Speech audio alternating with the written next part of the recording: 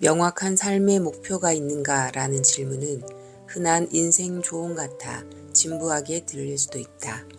그런데 사실 삶의 목표가 있느냐 없느냐는 인생에서 성취의 차이를 만드는 가장 중요한 요소이다. 아마도 그 차이는 개인적인 능력이나 환경으로 만들어진 결과보다도 클 것이다. 내 경험을 통해서도 확인했고 여러 연구 결과를 통해서도 확인했다. 삶의 목표가 무엇인가? 당신은 이 질문을 언제 자신에게 처음으로 던져보았는가? 가장 최근에 이 질문에 대해 생각해 본 적은 언제였는가? 지금 바로 답을 한다면 뭐라고 하겠는가? 인간의 뇌는 마지막 숨을 거두는 순간까지 변화한다. 삶의 최종 산물로 남는 것은 경험의 종합으로서 살면서 우리가 얻는 삶에 대한 이해와 통찰 그리고 느낌이다. 그렇기에 우리 가슴에 느낌이 있고 뇌가 활동하고 있는 한 너무 늦을 때란 없다. 삶의 의미를 완전히 뒤바꿀 수 있는 큰 자각은 어느 순간에든 찾아올 수 있다. 그러므로 당신이 현재 삶에서 얼마나 많은 혹은 적은 성취를 이루었는지 상관없이 다시 한번 이 질문을 던져보고 목표를 분명히 할 것을 권한다. 우리는 보통 목표를 정할 때 자신이 가장 원하는 것이 무엇인지를 질문한다. 많은 사람이 그렇게 정한 목표를 이루기 위해 옆도 뒤도 돌아보지 않고 달린다. 그렇게 해서 원하는 목표를 달성했는데도 왠지 마음이 허전하고 삶을 허비했다는 느낌이 들기도 한다. 그런 허전함을 피하고 싶다면 내가 가장 원하는 것이 무엇인지를 묻기 전에 다음 두 가지 질문을 먼저 해보자. 후회하지 않을 삶을 사는데 도움이 될 것이다. 첫 번째 질문은 내가 이 삶을 마쳤을 때 어떻게 기억되기를 원하는가이다. 이 질문은 에고보다 더 깊은 곳에 있는 근원적인 욕구가 무엇인지 찾는 데 도움이 된다. 지금껏 어떤 삶을 살아왔든 자기 자신을 어떤 사람이라 평가하든 대부분은 세상을 위해 뭔가 기여한 사람으로 기억되기를 원한다. 인간의 내면에는 이기적인 본능보다 더 깊은 곳에 세상을 위해 뭔가 좋은 일을 하고 싶다는 홍익의 본능이 자리하고 있기 때문이다.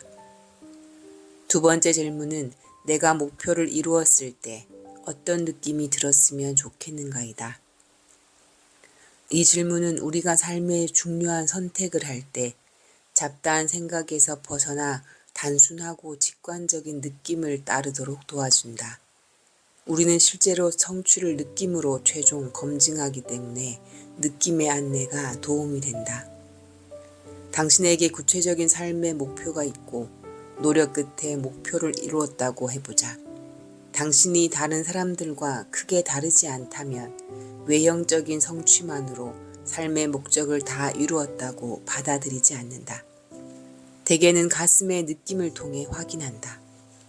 만약 가슴에 별 느낌이 없고 만족감이 들지 않으면 이것이 아니었나 생각하며 그렇다면 내가 정말로 원하는 것이 뭐지라고 다시 묻게 될 것이다. 그러니 어떻게 느끼고 싶은지를 먼저 물어보라는 것이다. 충족감, 자신감, 긍지, 떳떳함, 후회 없음. 당신이 원하는 어떤 느낌이 있을 것이다. 그 느낌을 확인한 다음에 무엇이 자신에게 그러한 느낌을 줄 것인지 다시 질문하는 것이다. 당신이 정말로 원하는 것은 자신이 원한다고 혹은 원해야 한다고 생각하는 것과 다를 수 있다. 정말로 당신을 행복하게 하고 충족감을 줄 수 있는 것은 생각보다 가까운 곳에 있을지도 모른다.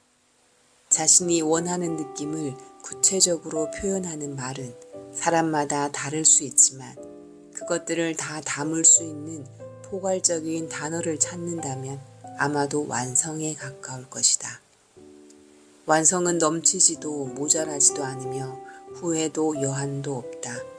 그 안에는 자신에게 주어졌던 삶의 기회에 대한 감사, 삶 속에서 만난 모든 사람에 대한 사랑과 축복, 남은 여정에 대한 두려움 없는 기대가 있을 것이다. 당신이 완성의 느낌에 이르렀을 때 삶의 마지막에 남는 것은 그저 입가에 보일 듯 말 듯한 미소뿐일지 모른다. 하지만 그 미소가 당신의 삶을 총체적으로 말해준다. 자기 개발과 성공뿐만 아니라 내적으로 완성을 추구한다면 훨씬 균형 잡히고 충만한 삶을 살 수 있을 것이다. 이러한 삶을 통해 얻은 경험과 통찰은 보다 많은 사람을 완성이라는 목표로 이끌고 사회 전체적으로 공생의 문화를 발전시키는 데 기여할 것이다.